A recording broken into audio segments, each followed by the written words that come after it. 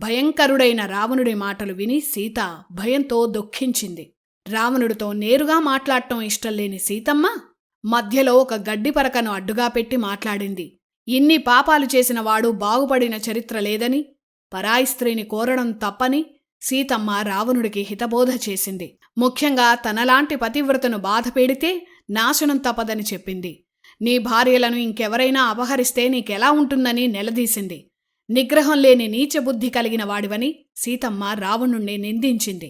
తన దుఃఖం రాక్షస వంశాన్ని, లంకను సమూలంగా నాశనం చేస్తుందని సీతమ్మ ఆగ్రహంతో ఆక్రోశించింది. సూర్యుణ్ణించి కాంతిని ఎలా విడదీయలేరో నా నుంచి నా శ్రీరాముణ్ణి అలా విడదీయలేరని సీతమ్మ ఆవేశంగా రావణుడితో చెప్పింది. చివరిగా సీతమ్మ రావణుడితో ఇలా అంది: ఓ రావణా, ఇప్పటికైనా మించిపోయింది లేదు. శ్రీరాముణ్ణి శరణు వేడు.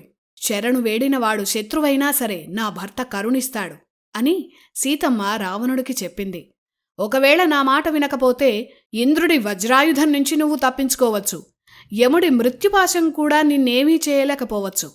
కాని కొద్ది కాలంలోనే లంకకు వచ్చే రాముడి ధనుష్టాంకారావమే నీ మృత్యువు అని సీతమ్మ రావణుణ్ణి తీవ్రంగా హెచ్చరించింది.